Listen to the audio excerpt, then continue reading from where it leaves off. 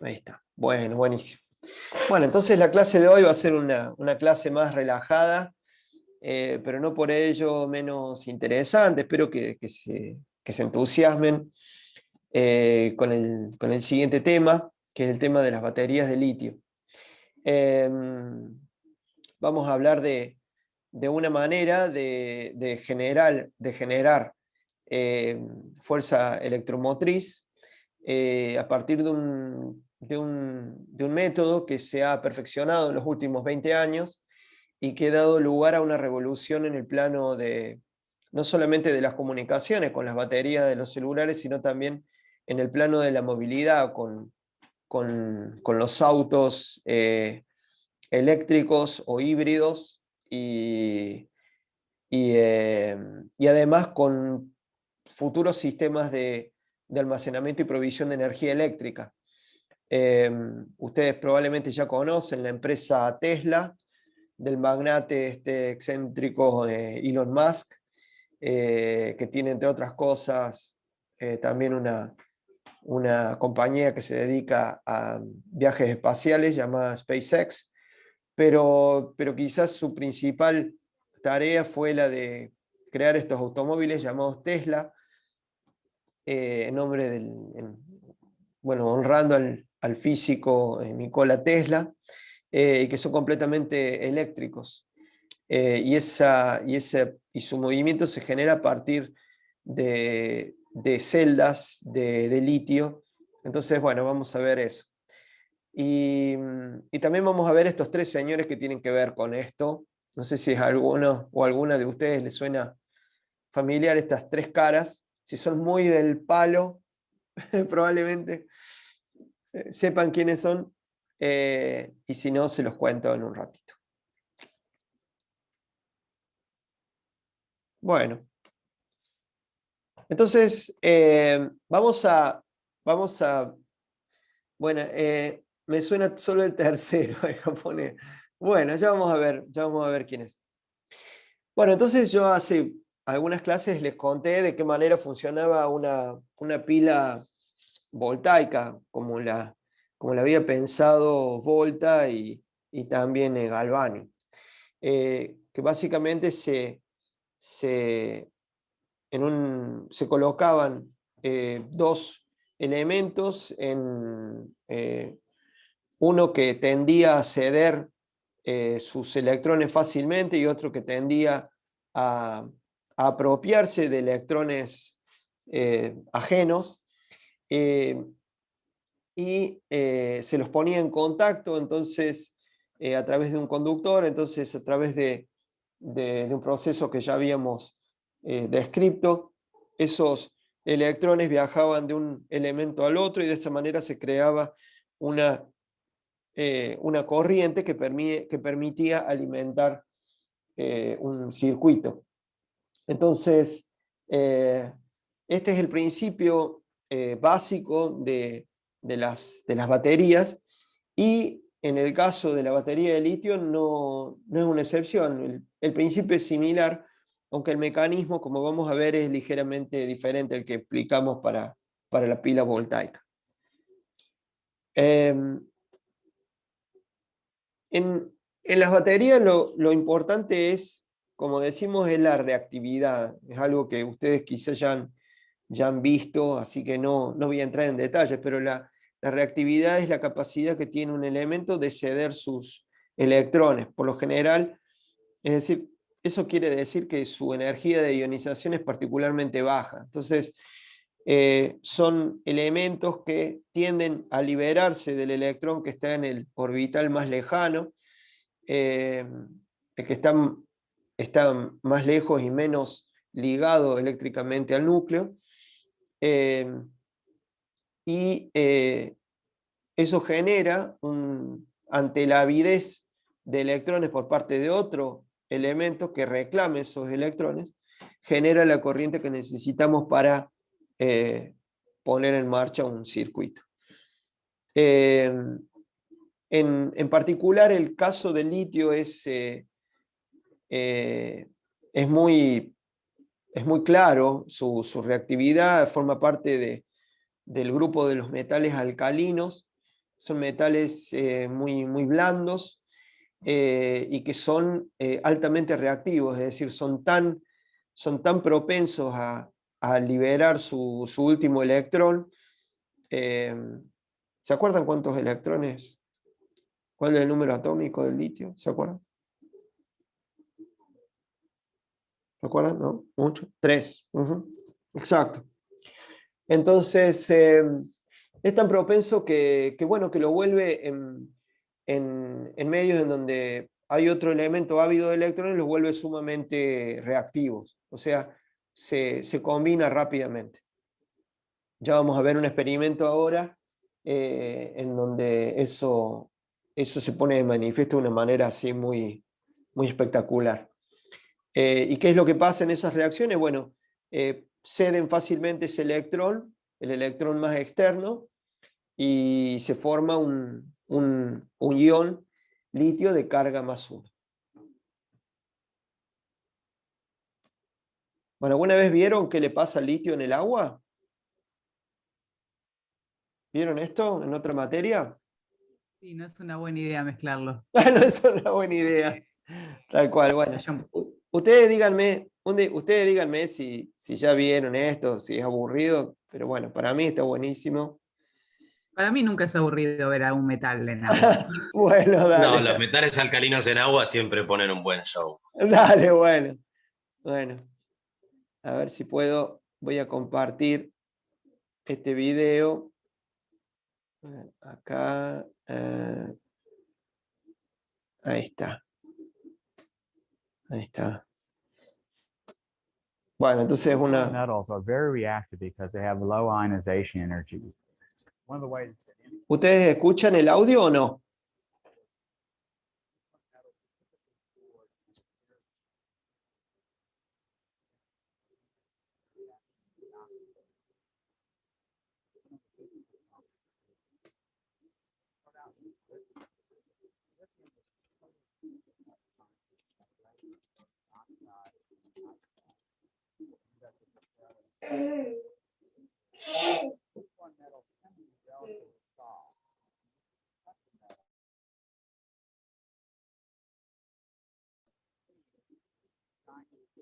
surface underneath. If we bring in a conductivity tester, we can see that the lithium is an excellent conductor of electricity.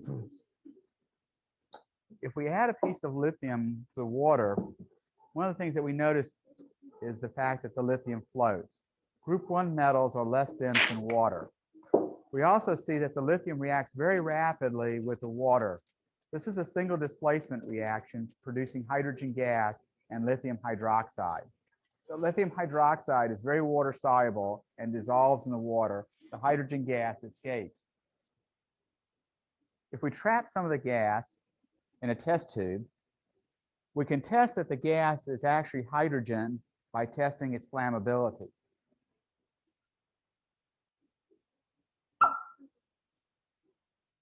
We can test that lithium hydroxide has been produced by adding an acid-base indicator. If we add some phenolphthalein, phenolphthalein is colorless in acid and red-purple in base. We can tell that the solution is basic due to the formation of the lithium hydroxide.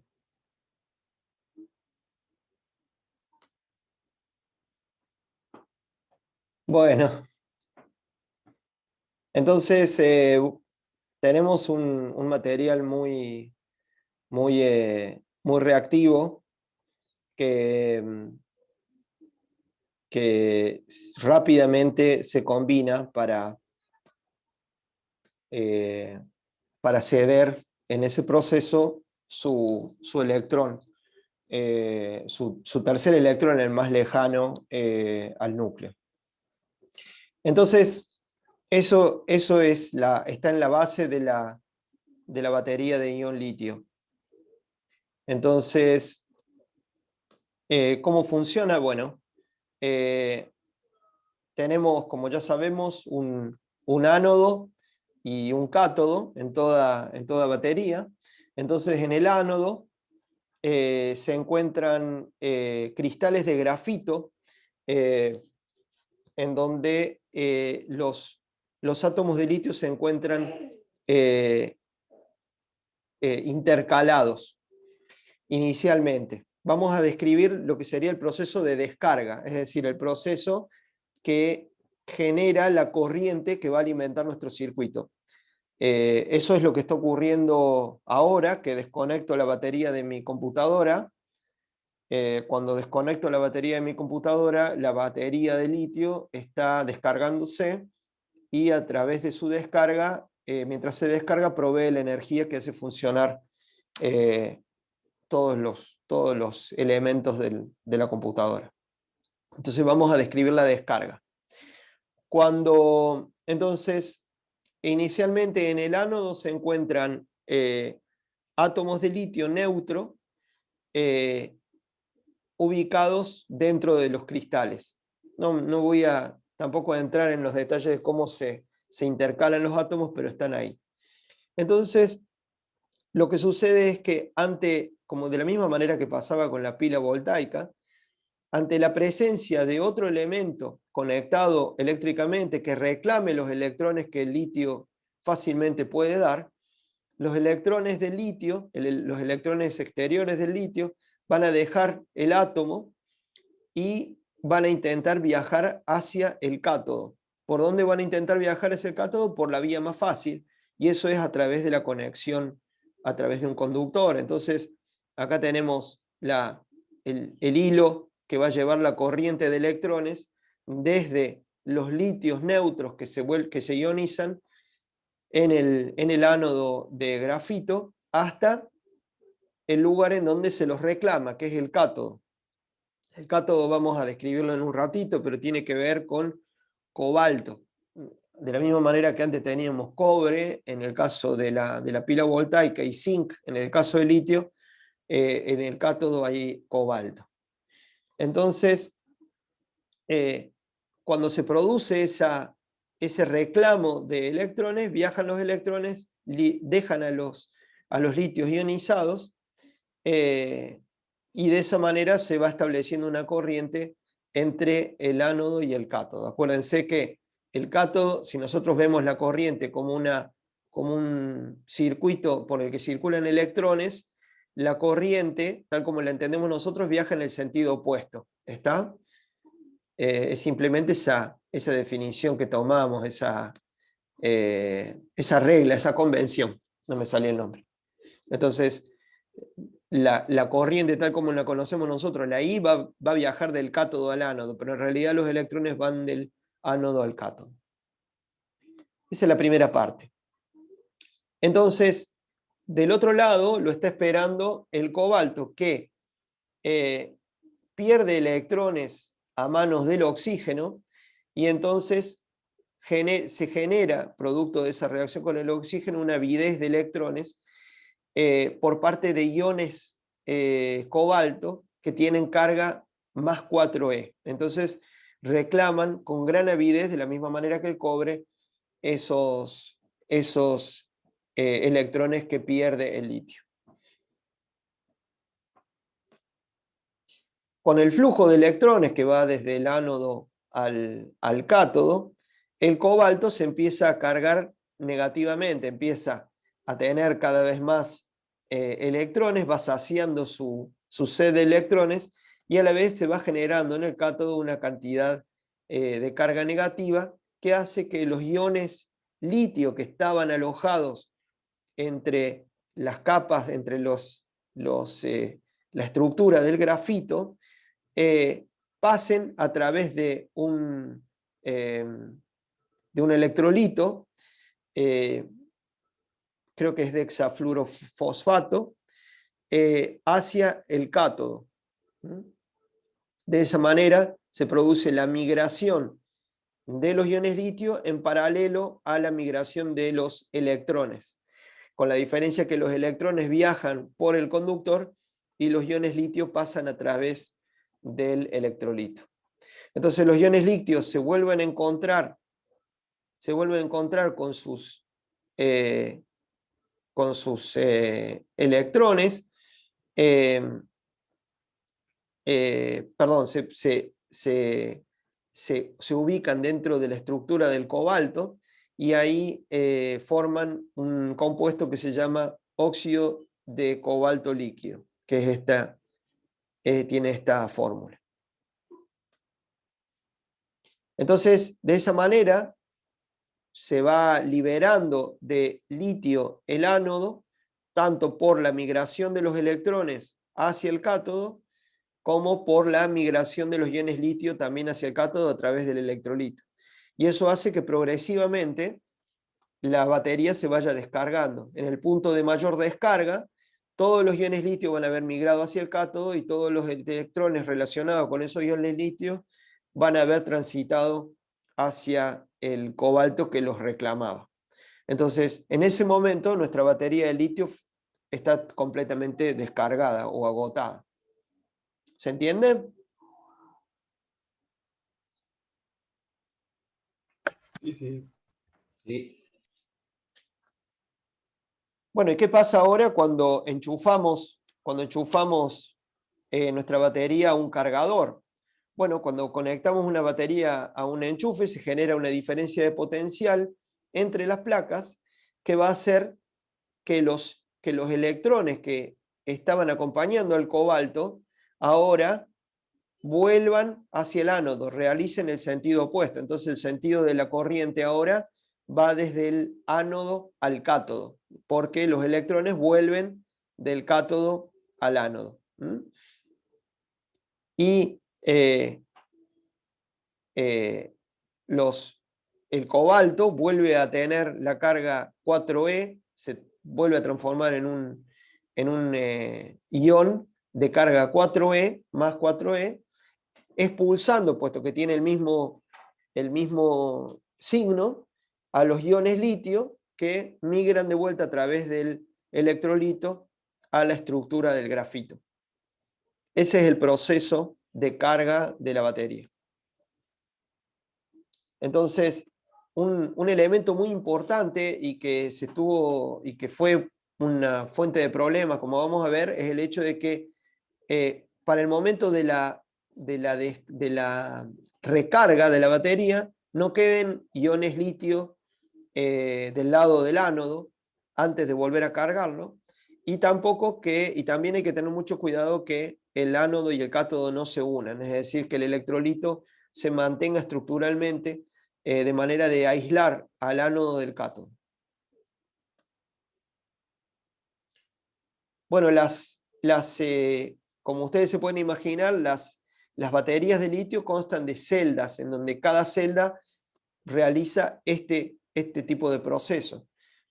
Por lo general, las primeras baterías tenían celdas que producían, creo que las primeras baterías tenían 4,2 voltios. No sé, no encontré ahora cuánto es lo que manejan cada batería, cada una de esas baterías. Estas son las baterías de Tesla, que son un poquito más grandes que las pilas AA, de las chiquitas son las más grandes. Las antiguas chicas, porque en mi época cuando yo era chico, las AA eran las pilas chicas, no había más chiquitas que esas. Y bueno, se forman módulos de muchas baterías conectadas para aumentar la potencia. Entonces, en el caso del auto Tesla modelo S, las baterías se alojan en el piso del auto, y en particular este modelo tiene 16 módulos de batería, o lo que es el equivalente a 7104 baterías. Y solamente 7 kilos de todo eso, 7 kilos de litio.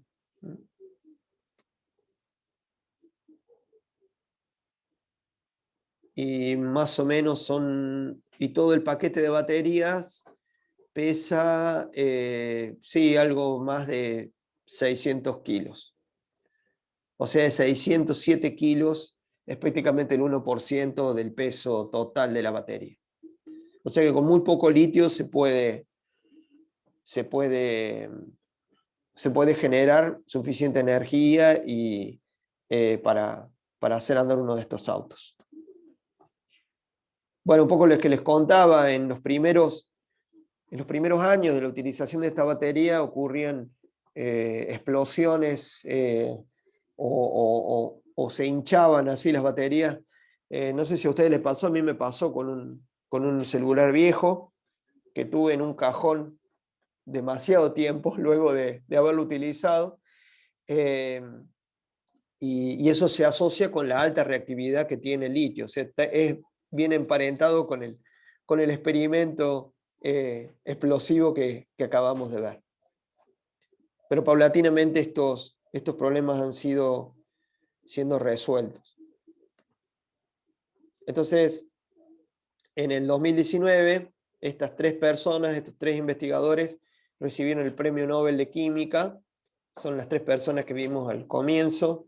John Goodenough, Stanley Whittingham y Akira Yoshino, que fueron quienes desarrollaron los primeros modelos de baterías de litio y que produjeron una revolución en la manera en la que se propulsan los autos, pero también, sí, Goodenough, sí, tal cual. It was more than good enough. Sí. Este señor tiene creo que actualmente unos 90 años, o tenía unos 92 años en 2019. Bueno, son desarrollos que llevan creo que más de 20 años. Pero bueno, extraordinarios avances. Y bueno, y ahora con la producción de litio empieza también, y con la utilización de litio sobre todo para autos eléctricos. Hace poco General Motors anunció que en 2050 va a tener solamente va a vender autos completamente eléctricos. Todo eso hace del litio un bien muy preciado, que ha aumentado notablemente su precio mundial en los últimos años. Entonces, se crea toda una geopolítica del litio con por suerte, un rol potencial de nuestro país como productor o como productor de litio para estas aplicaciones. Este informe se sacó del Ministerio de Minería y Energía de Argentina en el 2017 y muestra los principales yacimientos de litio a nivel mundial. Y el mayor productor de litio, o la mayor disponibilidad de litio, lo tiene Bolivia, seguido por Chile y luego nosotros. Y eso hace más o menos el 70% de la disponibilidad de litio. El tema del litio, no lo sé, Franco, se habla mucho de la reutilización del litio, y sé que en el proceso, justamente iba a hablar del proceso de extracción del litio, se utiliza normalmente por métodos tradicionales muchísima agua. Pero eso, si quiere, se los dejo a ustedes para que lo investiguen, porque sé que no es...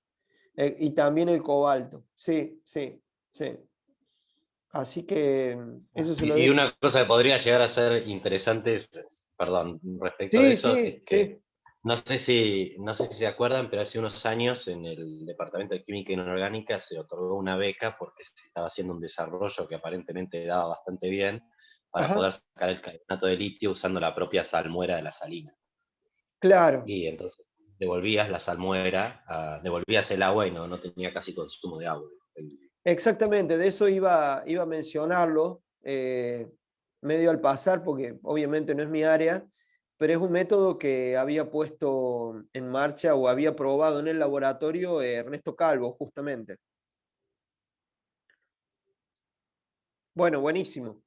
Entonces, el litio se halla en salares mayormente. Entonces, hay que realizar procesos de separación del mineral de litio respecto de la sal que hay en los salares. Y bueno, hay una gran concentración de salares con abundancia de litio en todo lo que es la zona de la Puna, que incluye obviamente a los 3 países, Chile, Argentina y Bolivia. Entonces, en esa región es donde se concentra la mayor cantidad de litio, pero a través de, metido en salares y en salinas. Y acá vemos una foto de la empresa, una de las empresas que está trabajando en Salta, extrayendo sal para después obtener litio. Y acá hay litio extraído de estos salares. Hay un informe muy interesante que hizo la radio y televisión francesa sobre litio en el norte argentino. Está muy bueno, después si les interesa se los paso. Bueno, y eso les quería contar, que en el grupo de electroquímica molecular se puso a punto un método, esta foto desde hace ya algunos años, así que quizás este grupo ha cambiado, pero si tienen la oportunidad de charlar con gente que esté en ese grupo,